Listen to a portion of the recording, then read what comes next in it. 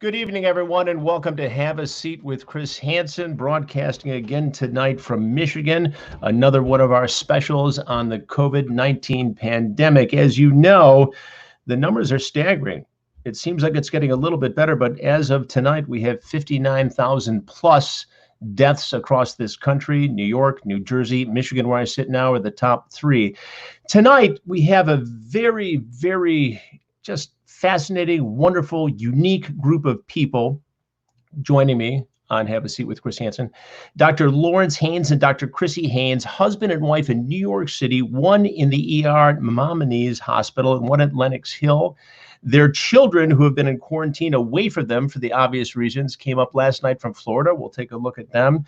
We have Vinny LeVien, who has always been with us throughout this pandemic, of the emergency task force. He's going to give us a sense of what's going on in the front lines, from the hospitals to the firefighters and the emergency workers and the police. And we also have some old friends, Arty Aidala and Ann Bertuna, who are lawyers. Ann is actually the sister of Dr. Crissy Haines, and Arty and Ann were helpful in getting the kids back from Florida. So maybe, just maybe, Dr. and Dr. Haines can get together physically in person with their kids over the weekend if everybody stays healthy, which is going to be a challenge given that both of them are in really what has been the hot zone in this pandemic. So I'd like to start with Dr. Lawrence and Dr. Crissy Haines. Good evening from New York City, from your apartment on the east side of New York City. How are you guys feeling? How's it going?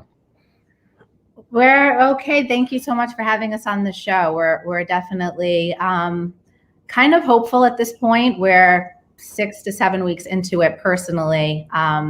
And we definitely hit a peak at some point that was extremely tough. And believe me, this entire time has been tough. Nothing has been pleasant about it at all.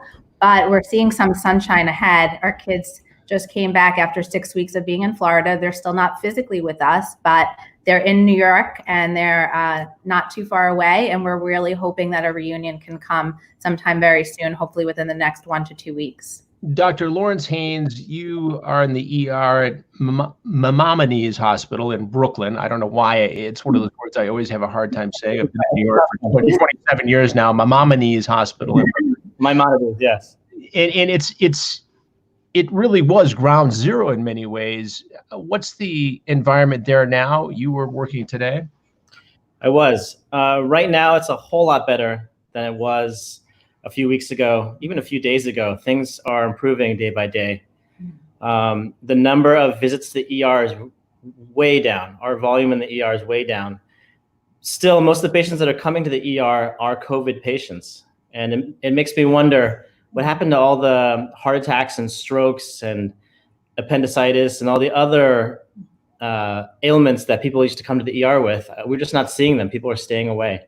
And what do you think that means from the both of you, Crissy, Lawrence? Are people going untreated? Are we just seeing them diverted to other hospitals because yours and Lenox Hill have become, central treatment facilities for COVID-19?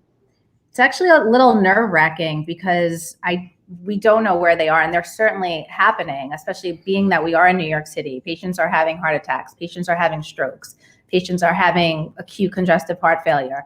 And this COVID-19 has put the fear into people like it should, but I think to the point, to their detriment, where unfortunately, I think those are a lot of the cases where they're actually finding these patients at home, unfortunately, already passed away because they were so afraid to come to the hospital that they delayed it to the point where there was nothing that they could do anymore. So we do actually encourage patients, especially high-risk patients with a lot of comorbidities. If you're having serious symptoms and signs, you do, regardless, need to come to the hospital. I saw in the Times today an article about expected deaths versus the deaths that have happened since the beginning of March. And the expected deaths are around the 7,000. There's been over 27,000. So there's been a huge increase in these unexpected deaths. And I'm assuming a lot of them are people that are staying away from the ER with their acute conditions. Did you ever think, both of you, husband and wife doctors, ERs, one in Brooklyn, one in Manhattan, that we'd be relieved that we're only seeing some 400 people die a day? That's stunning to me. That's like, 3 plane crashes happening every day. And that's the low number as opposed to 1,000, which it was 7, 8, 9, 10 days ago. Yeah, that's why as much as we're hopeful things are getting better, those are still 400 lives every day that are dying for a reason that we maybe could have prevented, or maybe it could have been less, but those are 400 lives lost. Lauren Haines, are we turning the corner in Brooklyn at Maimonides? We seem to be turning the corner. Whether or not this is going to stay and maintain and steadily improve, or if there's going to be a second wave when things open up, or even in the fall when the flu season hits again and the viruses come back, it may get bad again. So we have to be on the ready. We have to be on our toes. We have to be able to expand our capacity at a moment's notice again. Crissy, when you guys are home at night, both as medical people, what do you talk about? We actually talk a lot about our day. In a normal time, we would actually come home and probably not talk about our day so much because it would be a typical ER day. But nothing about this pandemic is typical. And every day is excruciatingly painful in many ways. One, because of the horribleness we're seeing in terms of the deaths and the patients coming in. The other is actually physically exhausting. We are now required to wear a lot of PPE, which we want to wear. We want to protect ourselves, but that includes a very tight N95 mask, a surgical mask over that, a cap, 2 pairs of gloves, a gown. And we're also expected to stay in that our entire shift because we're really only given 1 pair of each of those items, except for the gloves we're allowed to change. But so we really don't want to contaminate ourselves by taking it on and off. So after 12 hours of being in that kind of gear, a hood over your face, we come home and we just are exhausted physically, mentally, in many ways. And we see so much death, so much more death than usual. It's been really nice to have her to come home to, actually, to talk about things that have happened on the shift and get some of that off of our chest, because I feel like there's a lot of our colleagues that are alone, that have quarantined themselves away from their families and their loved ones so that they don't harm them, and they don't have the same outlet that we do. I have so many questions for the both of you, but one of the things I want to get into right now, and it's a little bit of a diversion from the science, but I think it's equally as important, is, as you mentioned, the quarantine situation. Your 2 children, Gerard and Madison, ages 3 and 7, have been for many weeks down in Florida with grandparents because you can't be with them. Last night, they flew back to New York, but still can't be with you at home in your apartment. But we have them live via the magic of computer TV in Staten Island. There they are. How are you guys doing? Hi. Hi. Okay. Madison, you're 7. I think you're going to be the spokesperson here. Did you miss your mom and dad being down in The problem is we Florida? lost the audio. I don't know what happened. Okay. We lost audio. We cannot hear you. We love you. As they say, a picture is worth 1,000 words. There's Gerard. Hi. Can you guys hear us in Staten Island? We miss you. We We hear you. Hey, Madison, can you hear me? Madison? We lost audio. What do you say to your mom and dad? We love you. We lost audio. We lost Well, we didn't lose the picture, thank God, and we didn't. Madison, can you hear me? Those faces. we Can miss you those imagine not seeing us for 7 weeks? Yeah, that's hard. Give me a sense for the toll, both of you guys, Lawrence and Crissy, that this has taken on you emotionally. I mean, I obviously thank God for the technology we have where you can get on a FaceTime or a Zoom chat and talk to the kids from down in Florida, but still, it's not like they're in the home with you in New York City.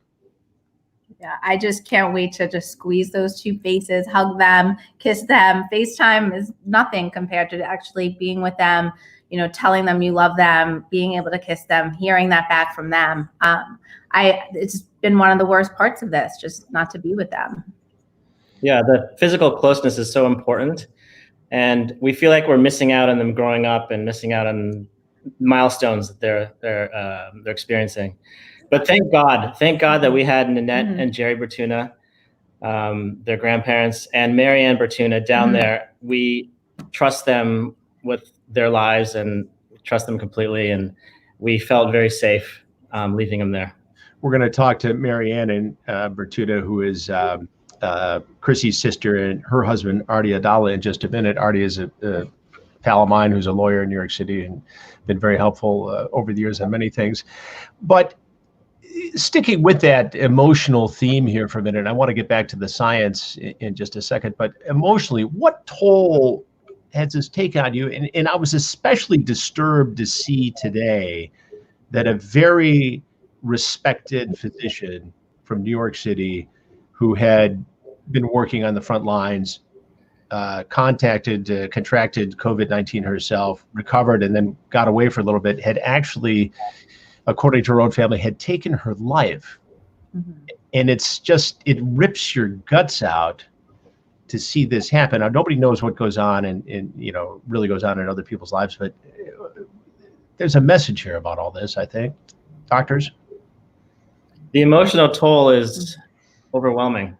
I don't have words to describe the feeling of just witnessing all the death that we've seen. It's not just old people, it's younger people too that are succumbing to this illness. And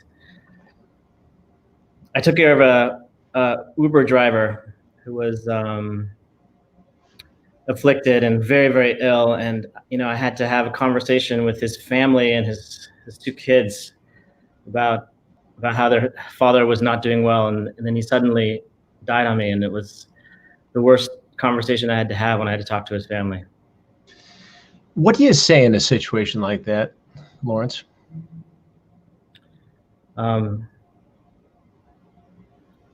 There's no words that are right. Nothing that you say feels right. So it's hard for me to answer that question. I don't know what you say. You just have to be as empathetic as possible. Crissy, have you obviously been faced with the same thing at Lenox Hill? I have, unfortunately. Again, like most people have been saying, the sad part about this virus is that these people are dying alone. Family is not allowed to come in, even at their last moment of time. They're on FaceTime saying goodbye. And I can't even imagine having your last moment alone with people you don't know. I mean, they don't know us. They don't know the nurses. They don't know the techs. They don't know the doctors, but we're there. And we're there as much as we can be there for them. It's certainly not going to take place of their family, but we try to give their family comfort, telling them that we're there and that we're going to do what they would maybe do if they were there, hold their hand, and, give them a peaceful last few moments. You have to be other people's family, and yet your family, your kids have been separated from you. But I think it's worth noting that, one day they're going to realize the dedication and the drive that the two of you exhibited during this, and that is going to make up to your children for any lost time that you had during this crisis. I mean, it's really incredible to think that a husband and wife in two different ERs at the worst place in the world for COVID-19 face this and go home every day and face it again with each other and are separated from their kids. I mean, you couldn't make this up a year ago. We would have never predicted this. We would never want to predict this. I mean, it's been a nightmare. So from a science standpoint, do you really think we're turning the corner here? Both of you have said there are fewer cases in each of your emergency rooms in New York City. Is this momentary? Do you think it's the real turn, the real flattening of the curve? It seems like it, based on the numbers that are being reported and the numbers we're seeing in the ER. The hospitals were full to the gills, and now they're slowly starting to empty out as less people go in. So it seems, based on the numbers in my experience, that things are getting better. The question is, what's going to happen in the future? Are the numbers going to go back up when we open back up? Are the numbers going to go up in the fall? This disease is really puzzling. It's really puzzled us from a clinical point of view, from an epidemiological point of view. It's spread without people having symptoms. It's been in the community for longer than we probably think. So there's a lot of questions, and I don't know the answer to them. I don't think anybody does at this point. When you both look at the situation, and again, you're unique because you see it all day and you get to share as a science, a pair of science minds, what's going on here. Is there some commonality between the most serious cases, those who seem to recover quicker? Is there a treatment protocol that you guys are seeing in your individual ERs that seems to be working, that's getting traction here? Or is it just all a mishmash and you throw everything you can at it and pray that it works? The latter, actually, as scary as it is, how could it be a disease that's killing so many and we really don't know how to treat it? We try different things. We try the latest thing they're talking about treatment. We try the new medications and we give it to them. We give everything we can to see, maybe, especially patients who are critically ill and there's no other choice but, to try something. But we don't know. We don't know the results. There haven't been clinical randomized trials to prove that these drugs and methods are working. And a lot of these drugs that we're trying that have shown promise in the laboratory that have not been tested, we may be hurting the patients by giving it to them. We don't know. We're flying a little bit blind and we're trying everything. Well, that's, I guess, the other question. We hear about the medicines used for malaria. We heard today about, something as simple as a heartburn medication, Pepsid AC, that in some forms could be helpful there. Have you guys tried that? Have you had any success with the antibiotics, or is it, again, just different with each case that comes in? Yeah, I just think until you have a randomized controlled trial, you're not going to know, because giving them the medications, maybe they get better. Some who have we've given it to them have gotten better, but we're not sure if they would have gotten better without anything. So again, without these studies, we just don't know yet. And the Prevacid story was big today, which surprises me, because what's the link between something that you use for heartburn, acid reflux, and something that is a virus like this? Have you tried it? Has it been involved in any of the protocols at your hospitals? We've been giving people what we call GI prophylaxis. So most patients that are critically ill do get some sort of a medicine to reduce the acid in their stomach. Maybe not Pepsid, that one in particular, but most patients are getting these types of medications when they're in the hospital. But we don't know if it's benefiting. There's been no solid data yet. And what do you think is going to happen in the next 6 months in terms of, you look at this medically, and this isn't your call, when they start to open up things in New York City, start to try to get life back to normal. You see it happening in Georgia and some other places, but are we close to being able to even have that discussion from where you sit tonight? I think there's going to be a real reluctance from a lot of people, from the public, especially in the hot spots like New York City, to go back to the way life was before. It's going to take a long time for things to reach normalcy. Even after COVID, I think there's going to be permanent changes to the way we conduct ourselves in public. Crissy, you're going to go back into the ER tomorrow at Lenox Hill. What do you expect you'll see? I'm still expecting to see most patients having COVID. That's what we've been seeing. Patients who are even coming in for what you think is a non-COVID related complaint. Maybe they fell, broke their hip, or have some abdominal pain. They all end up actually testing positive. So I'm sure I'm going to see a lot of those cases, but I'm also sure that I'm going to have a few respiratory distress patients. We're still getting sick patients every day. Those are the deaths you're hearing about, on the news. That's why there's still a large number. It's because sick people are still coming in. So this virus is still out there. And I think unless we're extremely careful with how we do reopen, that this isn't gonna go away. You've got people who have been on ventilators for a long period of time now. And it's always been said throughout this pandemic that the longer somebody's on a ventilator, the worse their chances for survival are. Is that consistent this week as well? Definitely. I think the message that a lot of people hear is that there's not enough ventilators and that's why people are dying. That's not the truth. Actually, the ventilator doesn't cure the patient. The ventilator is not the end all be all. You put patients on a ventilator and their lungs still cannot exchange enough oxygen so that they can get oxygen into their body. So they can still die even when they're on a ventilator. And most people that are dying are on the ventilators. We know the mortality statistics when you're on a ventilator are abysmal. Your chance of dying is very, very high once you're on the ventilator.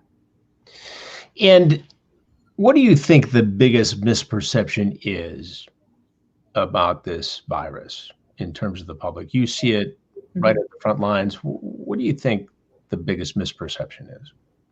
That if you're young, you can't get really sick. We've seen it happen to 30-year-olds, 40-year-olds, and that's not old, 50-year-olds, and patients are dying. So, and they have no past medical history. They have no comorbidities. They come in healthy individuals and unfortunately pass away from this. Do you guys have any theories as to why that is? Why, one 21-year-old sails through it and gets better? Why another one is critically ill and dies? I wish I knew the answer to that. I wish I knew. We know a little bit, just maybe it has to do with an inflammatory response from your immune system, sort of the way the influenza basically creates mortality. It's from an overwhelming immune response of your body, which eventually leads to something called acute respiratory distress syndrome. Your lungs become overwhelmed, your lungs fill up with fluid, and eventually there's nothing you can do even with a ventilator to help you survive. At the end, it is somewhat of a similar process from what we're seeing. And some young people who are healthy might have this immune response for whatever reason that they're not aware of, but their body overreacts to the virus and actually creates too much inflammation, and that's what ends up happening. What precautions do you take in your life outside the hospital? And you probably don't have much of a life outside the hospital as we speak for the last 6-7 weeks, but what do you tell people your age with kids the same age as your kids who are, just trying to get through this? What's the best advice you can give that's practical and realistic? I think the message is out there and it's pretty clear. We need to socially distance ourselves from each other. We need to wear masks. We need to be aware of what we're touching and not to touch our face because that's how it's transmitted. And we need to be really careful around older people because at the end of the day, it's really the older people that are that usually are dying with this disease. So I think just being really careful around our elders and staying distanced from them is important. Now, as we mentioned earlier, Crissy, your sister, Ann Bertuna, and her husband, Arty Aidala, were instrumental in sort of keeping an eye on the kids and making you comfortable with all that and kind of get them in last night. Do we have Ann and Arty? Are you standing by? Yes. We're here. We're here. Thanks for having us on tonight. Well, thanks for being here, Arty and Ann. It's to watch Ann, your sister and brother-in-law, Arty, your brother and sister-in-law, go through all this and trying to manage it on the other end. What goes through your minds when you hear the stories? Obviously, you're getting, real-time information as much as possible because you've got family at the front lines. What do you take away from this? I mean, I think this all came on so quickly that we didn't have a lot of time to prepare for how our family was going to handle this. But our story is a story of a New York family coming together in love. And we had to be really strong for Dr. Crissy and Dr. Lawrence's children. And that was our role in this because both Gerard and Madison looked to us to make sure if we're okay, they knew their parents were okay. And so in the very beginning, in the first, I would say 3 weeks, we had sleepless nights because the daytime was all about keeping the children good and happy on a routine, making sure they were participating in school. But at night, we barely slept because all we were thinking about were Crissy, Dr. Crissy and Dr. Lawrence and their colleagues. And we prayed because that's what we needed to do. And I'm just so proud of how they came together, how New York came together. And what we did for their children was a modicum of what they've been doing. And it was an honor and a privilege. And we would do it again in a heartbeat. Marianne, what do you tell Madison and Gerard about what their mom and dad are doing? I mean, obviously they know their doctors. We saw young Gerard say over and over again, "We have no audio." He's just happy to see his mom and dad on the iPad screen. But how do you break this down to kids? And what's the advice? Obviously, this is an extreme example of dealing with that because, Crissy and Lawrence are at the front lines here. But is there a lesson here for every parent in America who's trying to explain to their kids, this is serious, but if you do the right thing, we should be okay? Yes, I mean, both Madison and Gerard are very bright children. They understand that both of their parents are doctors and were putting their lives at risk. I mean, of course, Gerard is 3, but he knows about the virus. He knows that you have to wash your hands, you can't put your fingers in your mouth, but he always felt safe that his parents were going to be okay. There wasn't a lot of worry from him. But of course, Madison, who's 7, had more worry. And we had to reassure her almost on a daily basis that your parents are safe, they're protected, they have everything they need, and they're going to be just fine. And slowly, she would understand and come to believe that. And of course, now that we're at the 6-week point, and thank God they're both still okay, that gives her assurance in all of this. Arty, you're a longtime New Yorker, moving in legal circles around the city for many, many years.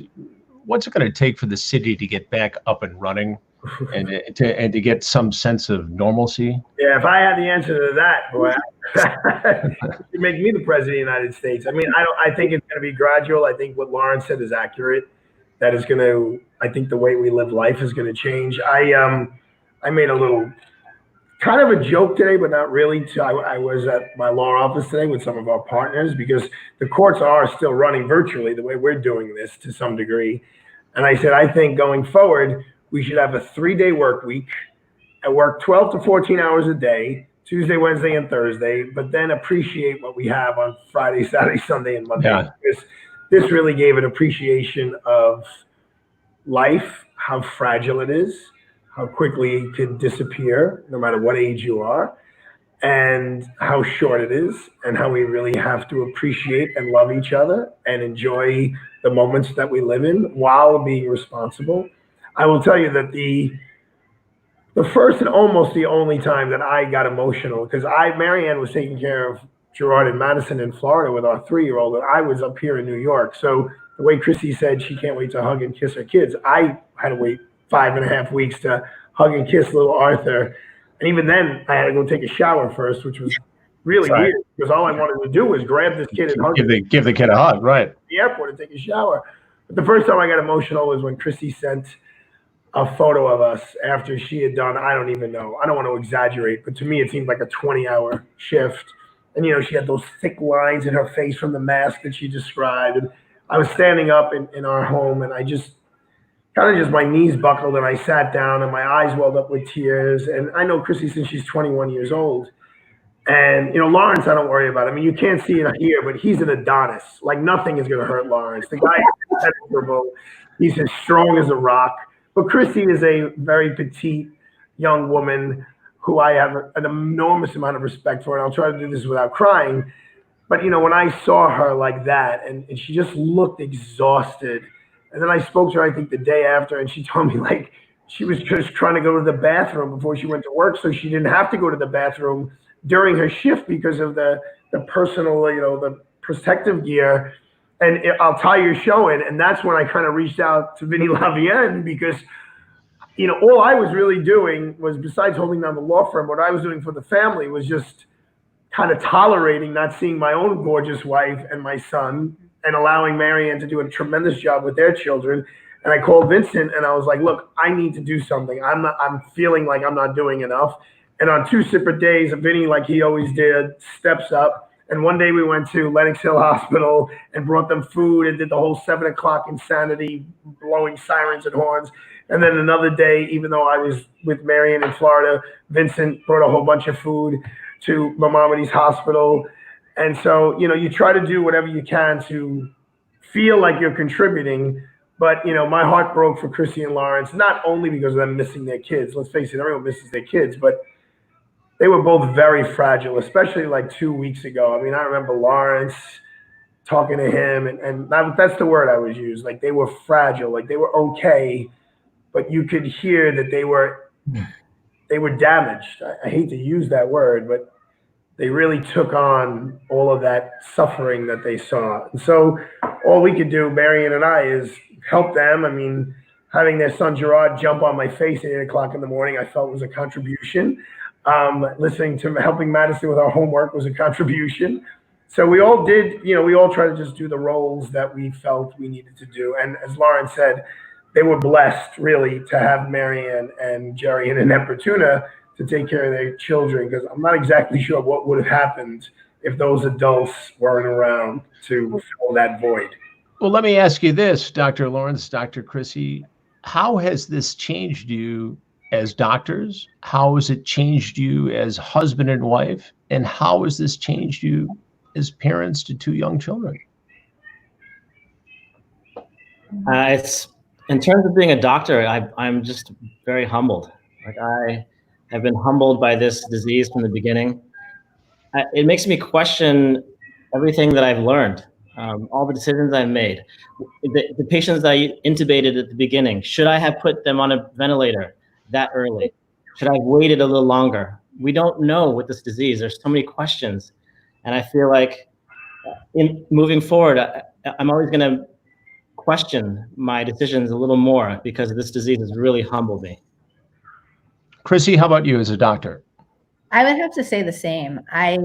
Just when I thought we actually saw such bad stuff in the emergency room, I mean, we're ER doctors in New York City. We see bad things. We signed up for this job knowing that that was the case. We also signed up for the job knowing that there were communicable diseases, tuberculosis, the Ebola scare. I mean, there are a lot of other things that we can get on a daily basis. But it wasn't until this took over our lives personally and professionally that it was extremely scary. There's no control.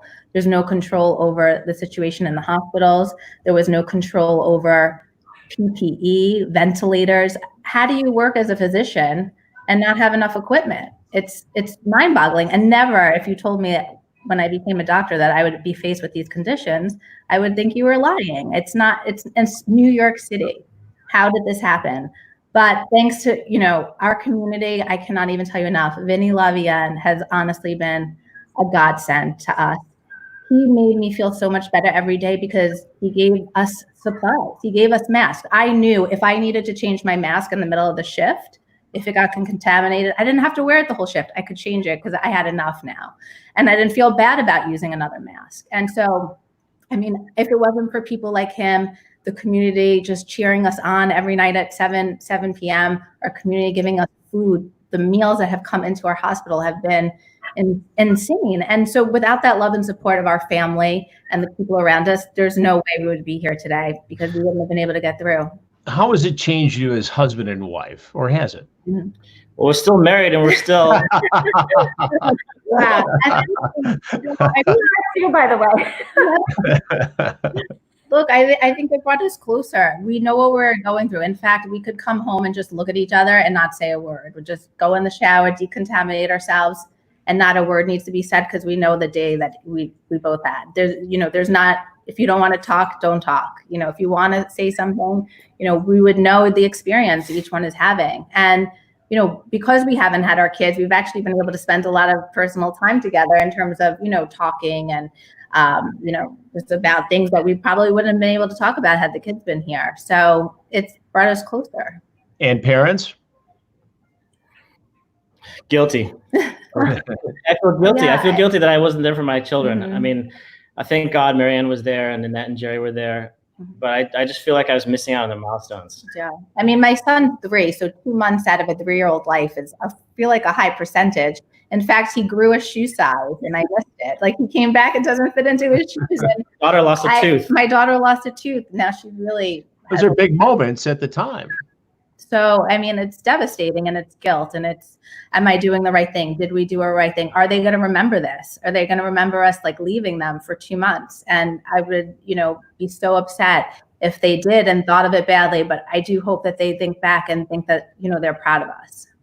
I think there's a little risk of that. I know they're going to be proud. And speaking of proud, I want you all to stand by because I want to bring in Vinny LeVien, who we talk about and who's been on this show every week. And Vinny occupies a very unique space in New York and around the country in that he runs this emergency task force. And as Dr. Crissy said, has provided N95 masks to hospitals across New York City. He's gotten masks to as far away as Las Vegas. He's garnered resources, put together private industry, medicine, law enforcement, first responders, and really rallied an enormous amount of people and an enormous amount of resources to help out here. And Vinny is standing by with his lovely family in his home in suburban New York. Vinny, how you doing tonight?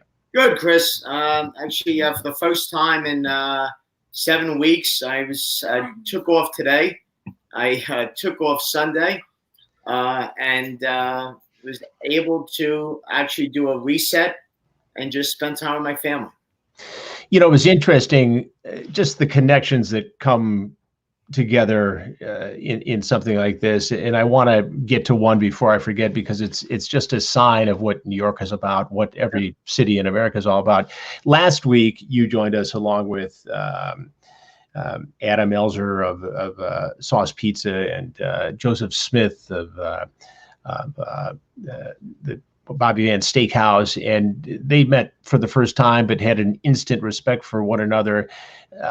Adam has been putting enormous amounts of pizzas together and delivering them to hospitals and first responders. Tell me what happened to that relationship after the show last week between Joseph and Adam. Obviously, thanks to you, I've known, Joe Smith for a while, and obviously he's a legend. The Bobby Vans that he's done in New York City, old school Irish guy. As you know, New York City was built with Irish and Italians, and what I'm proud of, you see, we really are a melting pot.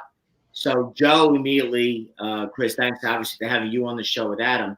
He reached out to Adam right after the show, and today Adam and Joe met, and Joe donated thousands of dollars, opened up his Bobby Vans, and as we know, unfortunately, a lot of my mission now has shifted from helping the doctors and the first responders to now literally helping people in need to eat. We've done food lines, with the Catholic Church. 3 weeks ago, it was 1 block people waiting for food. 2 weeks ago, it was 3 blocks. This past Friday, it was 6 blocks of people surrounding a church in East New York in the pouring rain because they had no food to eat. So you talk to captains of industry on a daily basis, if not an hourly basis. You see it from all sides, perhaps like no other human being in New York City, in terms of just the different viewpoints, Vinny. Yeah. What's it going to take to start going back to business, getting people back into some sort of routine that resembles normalcy? I have to say I've been dealing with it now for the past 2 weeks. The testing that they want to do, the antibody testing, and the amount of testing that they have to do right now is going to be unprecedented and massive, that they're going to have to test hundreds of thousands of people immediately within the next month to get New York City back and running. I think the governor and the mayor and the president are all trying to get these testing kits out there. I got tested last week for the antibody. They had to draw blood. It took 24 hours, but even a test when you draw blood takes, and the amazing Dr. Haines it takes time to draw blood. It takes time to have the testing labs up, so it's going to take time. They're going to have to open up labs and make sure that they can source labs from all over the United States, if not the world, to test the amount of people that they want to test. And I have to say, what I've seen recently in New York. The energy in New York City recently, and seeing the doctors and seeing the nurses, and I have to say on a personal level, Dr. Haines, both Crissy and Lawrence, they're not only true heroes, but to see, I went to both of their hospitals within a week, to see the determination in their eyes, to see what they're going through and what they're dealing with, and how they wake up every single morning and do what they do. is a testament of how strong New Yorkers are, but the will and the energy that people have. Today we went to see the Blue Angels. Vinny Jr., if you see here, he's colonel in the Army, and he loves everything about the military. My little girl, Sophia, and my wife, Bridget, who I call St. Bridget, the sacrifice that the first responders have dealt with, I really didn't see it, Chris, up until this weekend, in which I was getting burnt out and I had to take a master reset. And my wife and my boss, Monsignor Harrington, the bishop, basically said, Vin, you got to shut down. You're going 20 miles an hour every single day, 7 days a week, and you got to take care of yourself. And so, I spent time with my family, and I saw the sacrifice of my son and my daughter and my wife, the sacrifice that they have dealt with of not being here. And even when I'm here, my wife's like, Bridge, you're not present. I get home and then my phones are blowing up, and you see the sacrifice of the doctors, right? Today, what I did was, and I wanted to do it for my family, I wanted to do it for New Yorkers. We went down and, thanks to the NYPD and the state police and contacts, literally that I worked with down at Ground Zero, we went to see the Blue Angels, and we spent an hour. My entire team, my emergency task force team, Junior and Dennis and Rob Rich and David and, Detective Lynch. We all met on Pier 88 right near between the U.S. Comfort and the Intrepid. And we watched the Blue Angels come over, and we watched this amazing NYPD helicopter pilot literally skim the Hudson River at about 30 feet. And we watched the Coast Guard boats come out and the NYPD boats come out. And for that minute, just looked at New York City and looked at, the amazing Blue Angels and the Air Force Thunderbirds and said, this is what New York City's about. It's the most strongest city in the world. People like Crissy and Lawrence, nobody is like New York, and we left Pier 88, and I'm like, there's a Brooklyn place. Everybody knows New York. They love food. So there's a Brooklyn place called Del Fonte's in Red Hook. And my dad used to take me there when I was a kid. I told all the guys, let's go to Del Fonte's and let's have some sandwiches. So we're driving down the West Side Highway, and my St. Bridget over here took a picture of, One World Trade Center, and it brought me back to 9/11. It brought me back to the darkness. Arty Aidala, who's on the phone right now, he lost a very good friend of his that he responded to. And he was literally in the rubble trying to find his good friend. And I remember those dark days of 9/11. I remember the will of the New Yorkers of how we got back up and how that, tower was gleaming today. It was a beautiful day in New York. And I try now to keep positive. Crissy, I've known since I've been 16 years old. Marianne, I grew up with them as a kid. And I also a true believer in destiny of how our lives have come full circle. I met Arty Aidala 25 years ago, and he winded up marrying a very, very, close, friend of mine. Vinny, from where you see it, and you see a lot of it every day, and I want to ask St. Bridget a question in a minute, but before I forget, what is the most vital need you see in the short term, the next 10 days? What needs to happen in New York City and by that virtually every other city in the country? My biggest thing that I've seen now, Chris, is two things. One, it was a beautiful day today. We went from New York City to Brooklyn to my mom has been cooped up in an apartment where I was born and raised in Brooklyn, and we picked her up and we went to Coney Island, and there was thousands of people on the boardwalk. Beautiful day in Brooklyn. People need to stay home and they need to listen. The social distancing right now is crucial, and if we want to get back to reality, people need to listen. I know it was a beautiful day out today, and here I am with my mother that has asthma. We haven't seen her. It's the first time we were able to actually see her that we walked on the boardwalk. One, they need to listen and they need to stay home. Two, the test has to be in a way that everybody can get tested. Because as the doctors know, if everybody's not tested, we're not going to really know how big it is and how bad it is to level out the ability to get back to work. Bridget, where does he get the energy? That is a very good question. I don't know. Sometimes I'm exhausted just hearing him, watching him. I don't know how he does it. You know, today we had a couple of hours in the car with him just to experience it. The kids got to see it, and it's exhausting. He has a true gift, and I don't know. He's one of a kind. He really is. That's true, and we're lucky to have him part of this this show every week. I want to go back to the doctors Haines just for a minute, because Vinny was talking about the Blue Angels and the scene at the USS Comfort and the Intrepid and the NYPD chopper flying 30 feet over the river. Doctors, every day at 7:00, people in New York City go out on their balconies, their rooftops. Police officers, firefighters go out and they clap and they bang pots and pans and they whistle and they wish you, doctors and the nurses with whom you work, the very best and show an entire city gratitude. What does that do for the two of you? It's everything. Mm-hmm. It really lifts our spirits. And I have to say, when 7:00 comes around and I'm at home, I open the windows and I cheer myself, because it's not just the doctors and nurses. It's all of New York. It's the people staying in their apartments. It's the people working in the grocery stores. It's the people driving the buses and the Ubers, and in the hospital. It's the janitorial staff. Without them, we would be knee deep. It's all the X-ray techs, and it's everybody that's cheering, that needs to cheer for everybody else, because this is really hard. This is hard on everybody, and I think it's just a great feeling to hear it every night at 7. How long can you keep doing it, Crissy, Lawrence? I think about that every day. How long do we have to show up to work and wear all this equipment? There was a day we would go to work with nothing on our face.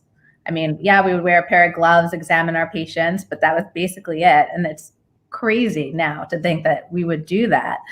I want to get back to that, though, as much as that sounds like it might put me at risk, but our patients can't see our faces. We can't see them, where they're in masks as well. There's no communication of expression or pain or love or sympathy. It's just under plastic, and I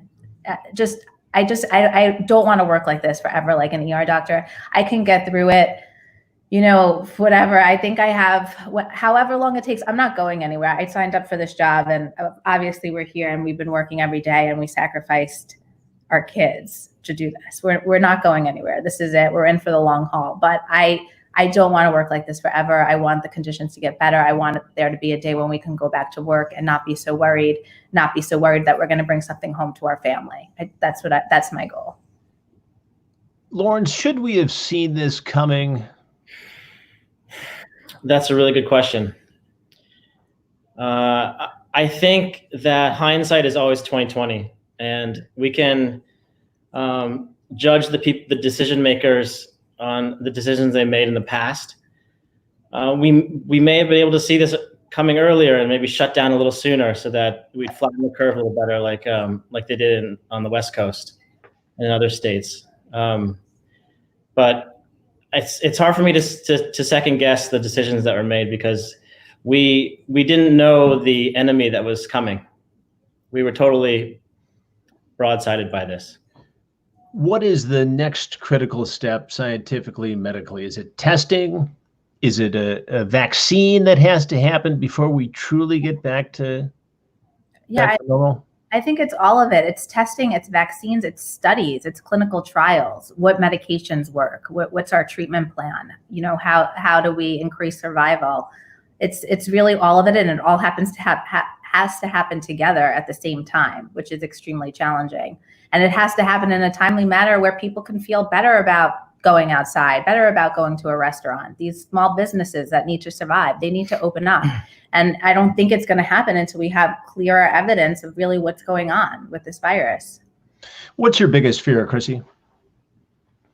My biggest fear is that this lasts longer than we think it's going to last. My biggest fear is that there's going to be a second spike that might be worse than the first.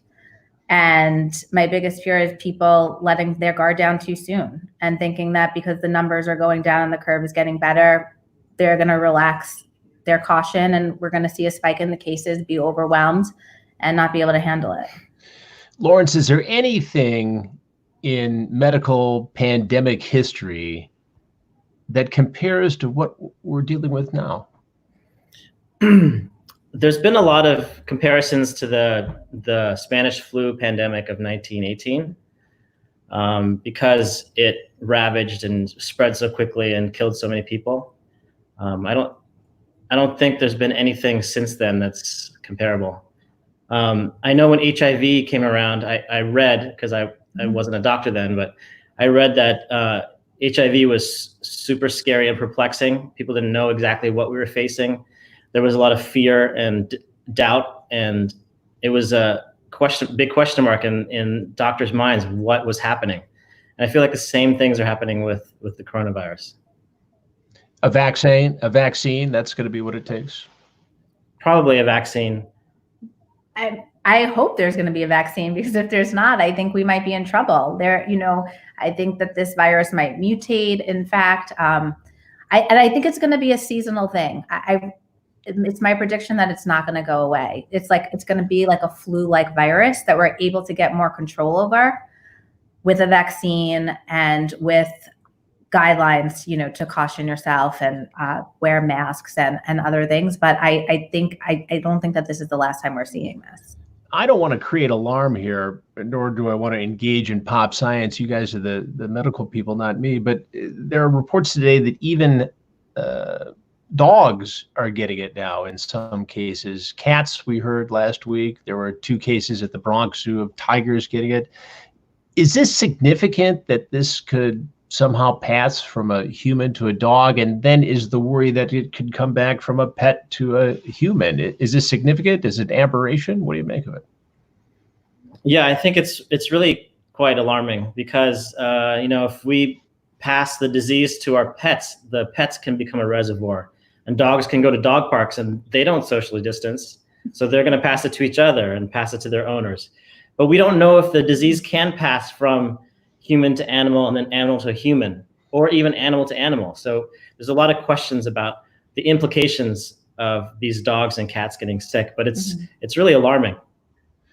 All right, I'm going to have the two of you stand by because I want to go back to Arty and Marianne for a minute. From where you sit, what's the biggest takeaway from this, Arty, Marianne? And what's your biggest fear going forward? I mean, the biggest takeaway, because we were taking care of the children in this case, is just how resilient the children are and how much we can learn from them and how they taught us to slow down, appreciate family, to be kind, to be strong, to have meals together. That's the takeaway that I think New York specifically needs to slow down. Like my husband said, we need to have more family time, more together time. But the biggest fear going forward is that this is just going to happen again in the fall or maybe late summer. And my heart breaks for Crissy and Lawrence, but my heart breaks for Madison and Gerard and other families in very similar situations, because yes, they were strong and they're handling it. They're doing what they need to do. But how can we keep doing this to our children? I mean, they miss school, they miss their routine. We all know children thrive from a routine, and the teachers and the students and just the daily routine of life. I'm worried that that's not going to happen again. And our freedom is compromised. And we worried about our parents. We're all very close, all 4 of us, to our parents. Obviously, Crissy and Marianne share us to the parents, but we're a very close family all the way around. And those are the people who are obviously the greatest at risk. I mean, my dad is going to be 82 and everyone else is in their 70s. And, that would be the ultimate pain for all of us. But I think Marianne is correct. It just shows you how fragile life is. There's an expression that says man plans and God laughs. So if you looked at our schedules and how hectic they were in March and April, and all of that just got ripped up and thrown in the garbage, and it didn't really matter that much that we missed this lawyer's event or that lawyer's event. And these cases, obviously Marianne and I are lawyers, that these criminal cases that were viewed just 8 weeks ago as like big, important things the horse racing industry is infiltrated with the horses getting stimulants that they shouldn't get. Like that was so important in February, and now it's like who cares? Like Right. let the horses run. Like it doesn't matter. So, but I mean, I just want to end by thanking, obviously, my sister-in-law and brother-in-law for the sacrifices they've made on so many levels, and to my brother Vincent, and to the bishop and the Monsignor who allows Vincent to do what he's done, because it did give Marion and I a degree of satisfaction that when we heard Crissy didn't have the equipment that she needed to protect herself, and when their spirits were down, and I went out of my way to go to Lenox Hill at 7:00 with Vincent, with 2 SUVs with lights and sirens, to just cheer those people on, because they are heroes and they deserve it. And Lawrence brings up a great point. We highlight the doctors and the people in the spotlight, but as he says, it's the janitors, it's everyone who's there, the security guards who we saw, and so many nurses and physicians assistants, and everyone who just stepped up, and all the guys who are with Vinny LeVien, who are spending hours and hours and hours and putting themselves in harm's way to provide for others.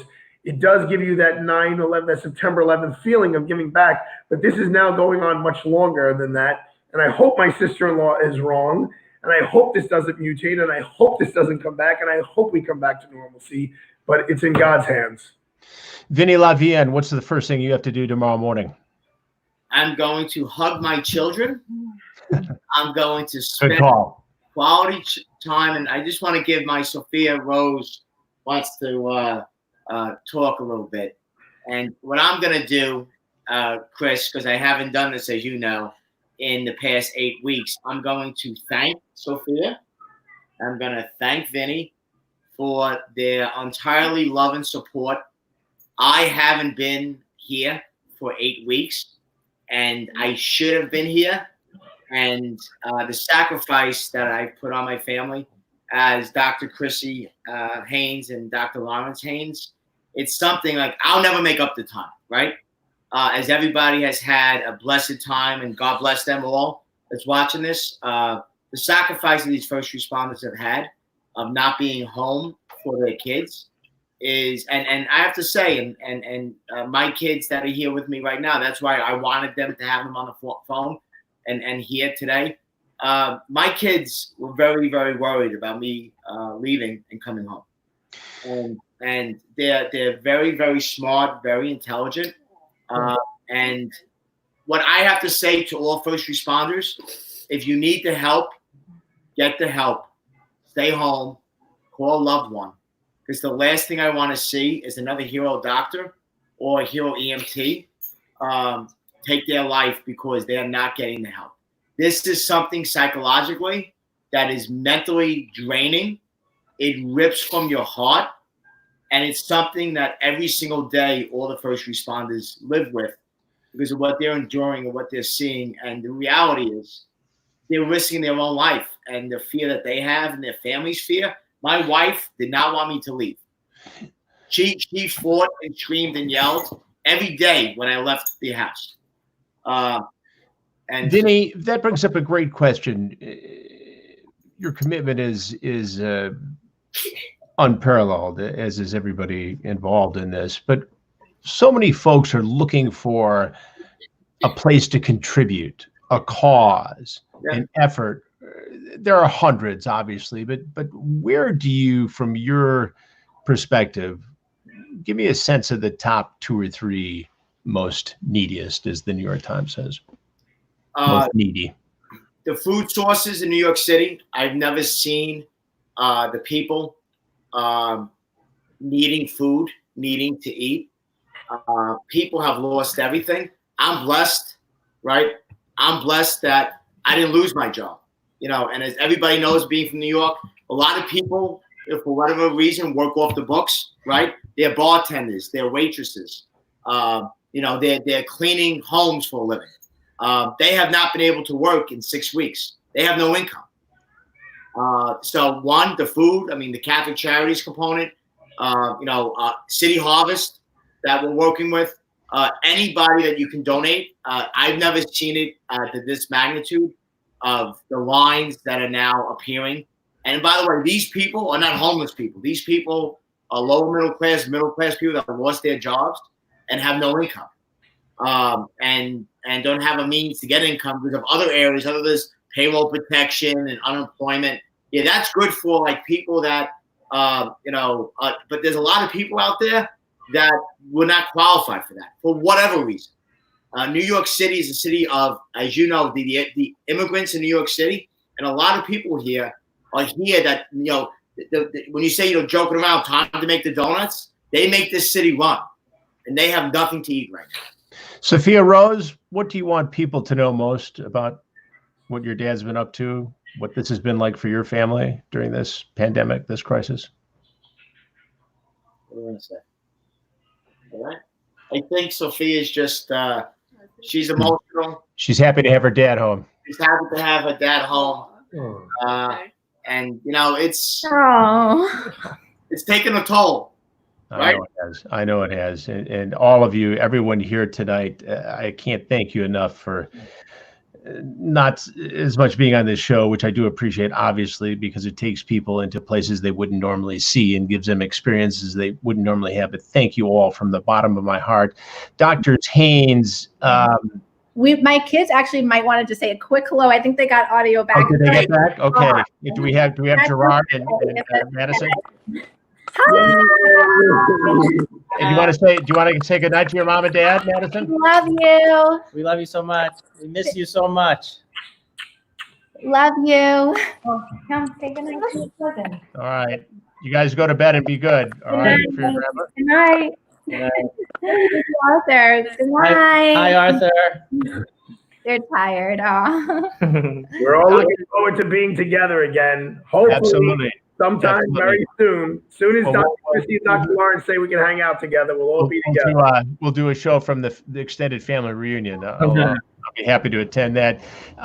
Crissy, Lawrence, final thoughts tonight. What's the most important thing you want people to know about this horrible virus, about life in New York City and across the United States? If you could say one or two things that you really want to stick with people, what would they be? I would say that this is real. There's some rumors or people saying, the protesters saying, like, how could this be? This is all false media, people, scaring. There's a lot of lives that have been lost from this virus that came to us. And guess what? It came to us at such a short period of time and all at once. The number of people who died in such a short amount of time is staggering, and it's almost unimaginable. We see it every day. And if you don't believe us, you can come to our hospital and just watch it, because it's not made up. It's real stuff. It's people's lives. It's people's families. So do what you're told to do. Stay home, wear masks, get tested, and just be socially responsible. I can understand if you're not living in a hotspot and you don't see the disease, and you're not getting a paycheck, and you're frustrated, and you've been incarcerated in your apartment and you want to get out. I can see the need to vent and to express yourself, but if they don't socially distance, it will come to them. It will go to you, and you'll suffer just like New York City has suffered. Well, I'll tell you what, doctors, when the time is right, I'd love to do a show in both of your hospitals, and we'll see when that becomes appropriate. But to all of you tonight, Dr. Lawrence Haines, Dr. Crissy Haines, Arty, Marianne, Vinny, family, children, everybody, God bless you. Thank you for being on this show with me tonight and having a seat. Stay safe, and thank you for everything you do every day. Thank you for having us. Thank you, Craig. We'll stay in touch as we move through this together. Thanks again, everybody. Wow, that was really something. Such dedication, such emotion, such intelligence, such a sense of family. And I hope we all get a sense of that with our families and friends as we continue to move through this week 7, week 8. It all kind of merges together for all of us. But thank you very much for being a part of it.